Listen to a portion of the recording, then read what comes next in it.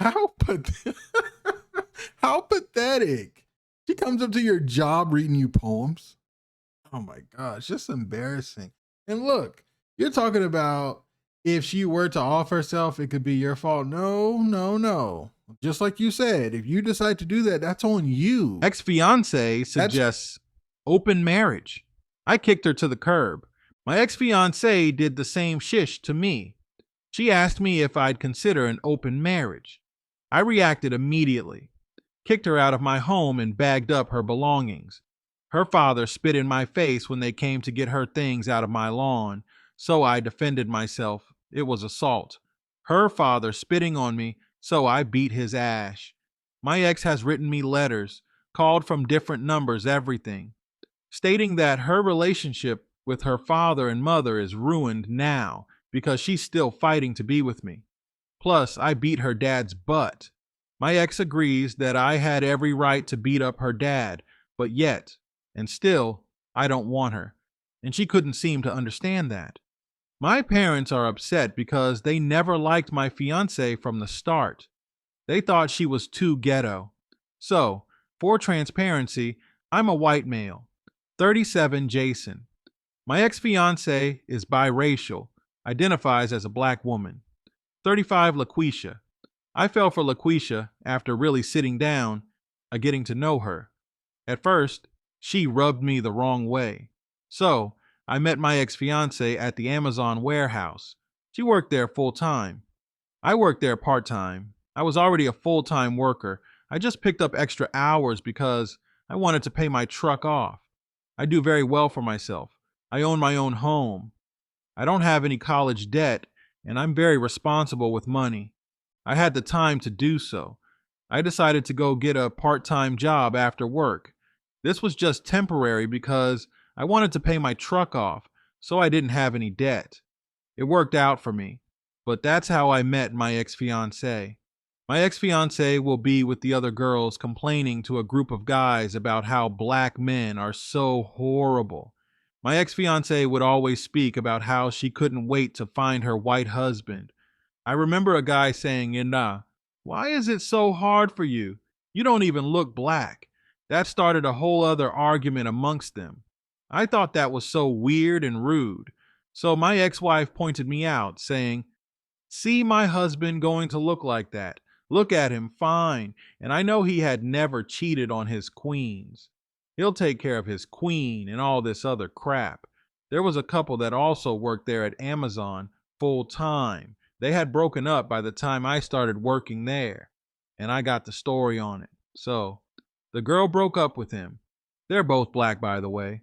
The girl broke up with him because she said she shouldn't have to work. She needs a man that's going to take care of her, and he can't do it. This specific girl ended up getting with a white guy that works somewhere else. The girl's ex at Amazon would complain about it. I don't understand why she's okay with working with the white guy, but when she was with me, it was a problem that she had to work. I thought that was interesting. She came to work very happy every day, and she bragged about this guy that she had, who was a white guy, and he treated her like a queen, she said. LaQuisha and others felt encouraged to find themselves a white man to marry. I talked to a lot of the other guys there, and they'd talk about how messed up their women treat them. I actually felt bad and didn't know that was a thing within the black community. Anyway, one weekend after work, I was going to my car to leave, and I saw LaQuisha crying in the parking lot. I pulled up next to her. She's sitting on the ground, crying. I said, hey, are you okay? What's wrong? And she says, she has no way to get home. I said, oh, how did you get here? She asked if she could get in the car. I said, absolutely. She sat in the passenger seat, telling me her ex-boyfriend got her car repossessed. How someone else can get your car repossessed is beyond me. But at the time, it wasn't time for me to be so analytical and question her every which way. I offered her a ride home. She told me where she lived. It was kind of out of my way, but had already offered. I was going to do it. I wasn't going to leave her there in the parking lot crying. I kind of feel bad. The whole entire way she was telling her ex he cheated on her. He didn't take care of her. how he made her work and come home and do the dishes and clean up, taking care of his son while he sat around and played video games. That wasn't what made me want to be with her or talk serious with her. When I got to her house to drop her off, we sat in the car for 2 hours. I was surprised that she knew so much about theory. I'm not a sapiosexual, but her intelligence and knowledge started to turn me on. I really liked her. We exchanged numbers and would talk about theory often. LaQuisha began to open up to me about her upbringing. So, her father is a white man and her mother is black. LaQuisha would vent to me about how her family and friends in the neighborhood would tease her saying she wasn't black enough. She found comfort in reading, and she would get books from her neighbor's house. He'd explain to her about what certain theorists meant, etc. Her mother actually tried to get that man arrested. They put false accusation on him for spending time with LaQuisha. That a completely different story. So long story short, I truly fell for my ex, and I asked her out. After all that time talking on the phone and texting, I thought I ruined my opportunity on the first date. So, for the most part, our first date was phenomenal until the end. I enjoyed the first date, but I was sure she wasn't going to want to see me anymore after she pulled off. So when I got to my car, I really had to fart. It was built up, the worst ever. After we hugged and kissed, I go to my car, started my car up, and let out the longest and smelliest fart I'd ever let out in my life. Next thing I know, LaQuisha is knocking on my driver window. I tried talking with the window rolled up, and she kept telling me to lower the window. I did, and she said she wanted to kiss me one more time. But then her nose turned up, and I realized that the smell hit her. She then backed up and said, "Call me when you get home." And she ran back to her car. Literally ran. I just knew I messed up. I didn't even call when I got home. I was too embarrassed. She eventually called around midnight. She couldn't stop laughing, asking me why I decided to order 2 sides of broccoli, because clearly I can't handle it. We laughed about it for a good 5 minutes and talked for a couple hours. Before that call ended, we decided to be in an exclusive relationship. During our dating, my ex never talked about open relationships or anything. She never did anything to make me want to snoop through her phone. Whenever I needed to use her phone or laptop for anything, she had no issue handing it over to me and even leaving it in my possession while she did something else. We did once talk about monogamy, specifically the theory paternal investment. This theory argues that monogamy in humans evolved due to the need for males to invest in their offspring. This is because humans have large brains, long juvenile periods, and delayed maturity, all of which require extra nutrition. A good book that my ex and I stumbled on is the Cambridge Handbook of Evolutionary Perspectives on Sexual Psychology. We both agreed that monogamy has great benefits and makes sense, but keeping an open mind, we talked about possible disadvantages of monogamy, such as pressure to fulfill needs, limited sexual satisfaction, limited exploration, sense of confinement. We were open enough to have these conversations, but as we both said, we don't have these problems. We didn't hover over each other, but we'd have deep conversations often. But at the end of that specific conversation, we both agreed that we can remain monogamous, and it's great for us. We ended up deciding to get married, so I never got on one knee. We were talking about J-Ho. That was the nickname my ex-fiancée gave Jennifer Lopez, but we were talking about how she jumps from guy to guy, and that led into the history of marriage. I won't bore you all of those details, but we decided that marriage works perfectly for us, and we became engaged right there in my bed. That next morning, we went out to the mall, and I got her an engagement ring for K Jewelers. This is when my ex moved into my home that same weekend. By this time, we've met both of our families. My mom made it clear that she didn't like my ex-fiancée. She really judged her based off of my ex's mother, who is truly ghetto and proud of it. My mom told my ex to her face that one thing she loves about her is her fair skin. So she knows the grandbabies will be attractive. I didn't talk to my mom for a month after she did that. I never knew my mom felt that way. It's very disturbing.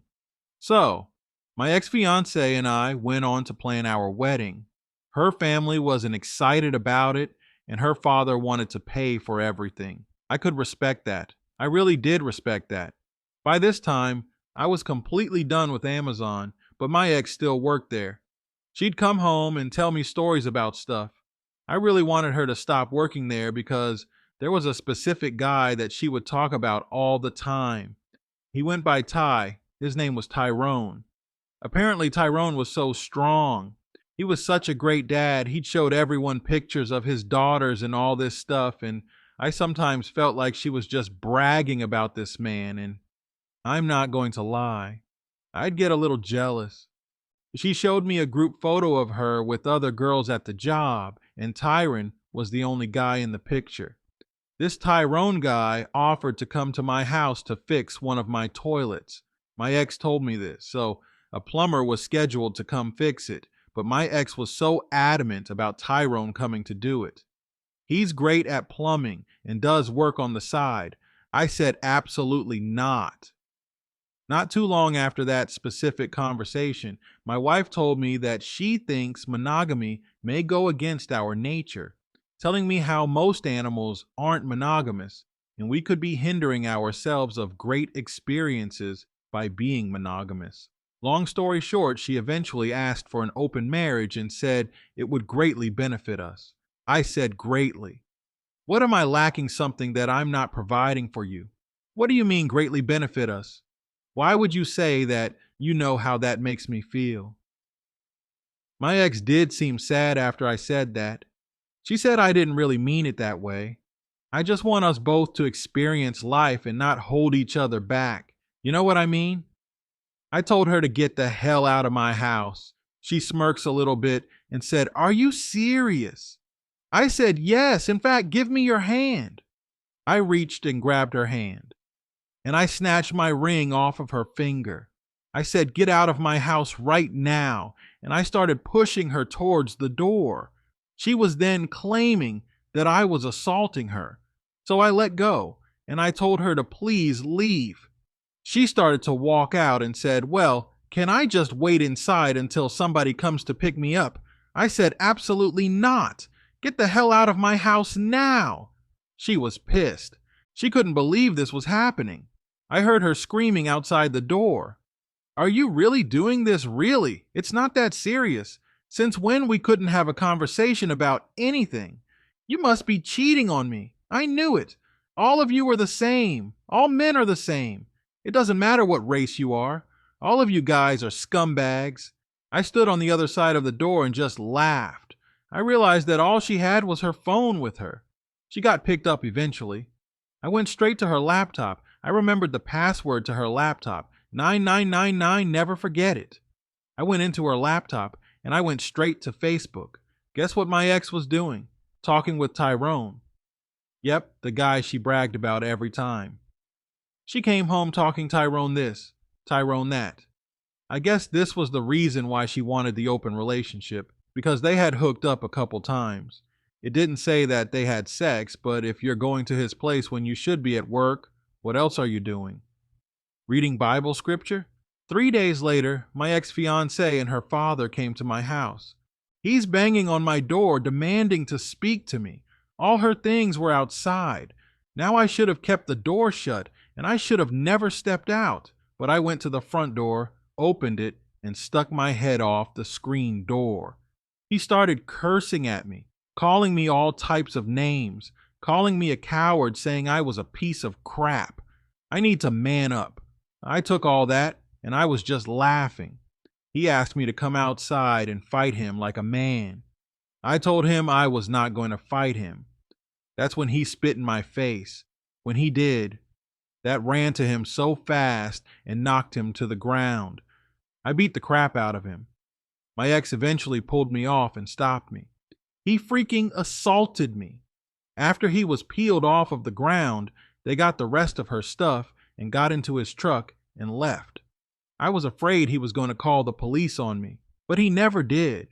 Heck, he insulted me, but who else would have seen it but my ex? You think she would have taken my side?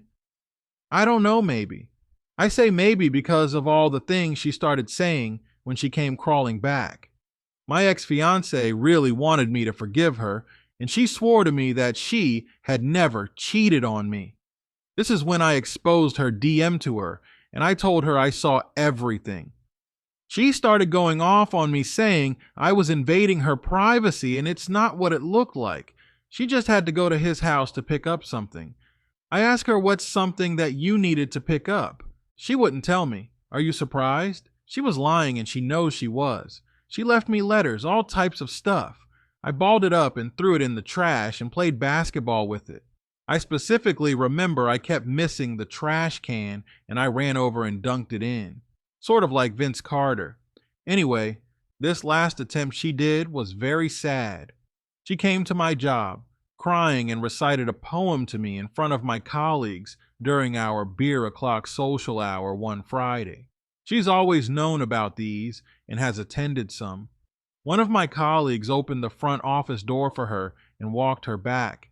It got so quiet and awkward in the room. Everyone's looking at me, asking her, "Are you okay?" And they look at me and say, "Hey, are you going to check on her?" And I just looked and said, "She's being pathetic right now." I remember my colleagues saying, "What is wrong with you?" My ex-fiancée pulled out a piece of paper and she starts reading. This was the longest, most awkward poem I ever heard in my life. Basically, she was apologizing, and she was just telling me how beautiful I was, and how much of a great person I was, and how I was. The sparkle in her eyes. Some bullcrap, and everyone clapped afterwards. I walked up. I grabbed her, and I hugged her, and I walked her out. We got to the hallway, and she says, "Do you forgive me? Will you take me back now?" I said, "Absolutely not. Please leave or I will call the police." She fell to her knees crying, "Please don't do this to me. I love you. You're the best thing that happened to me. I don't want to lose you. You don't take this away from me or I'll be forced to off myself." I said, "You offing yourself has nothing to do with me. That's your business. If that's something you feel you need to do, go for it. I don't care. Leave me alone." She took off running, crying. She has not attempted to get back with me since. I did feel bad afterwards, thinking if she really did off herself, then blood on my hands. I kind of sort of pushed her to do it. I'm done with serious relationships. They aren't for me. How how pathetic. She comes up to your job reading you poems. Oh my gosh, just embarrassing. And look, you're talking about if she were to off herself, it could be your fault. No, no, no. Just like you said, if you decide to do that, that's on you. That's on you. You didn't push her to do that. She told you she was going to do it. That's not you pushing her to. No. Mm-mm. Man, I tell you, these open marriages, open relationships. Yeah, you knew when she's bragging about the guy at work, something's up. That's a red flag. Your girl comes home talking about, and I've been through this in my life. She comes home always talking about a certain person at work. Trust me, she wants him or she's been with him. Women, they always give it away. They always give it away, no matter what. Just have to listen and dissect. But at the end of the day, when you're not taking them serious, then you ain't got to worry about that. It's just a big joke, man. Thanks for sending in this story, man. I really appreciate it. Guys, if you want to send in a story, send it to truestorynation@gmail.com. Here, I'll put it on the screen. That's truestorynation@gmail.com. I'm going to catch you guys at the next one.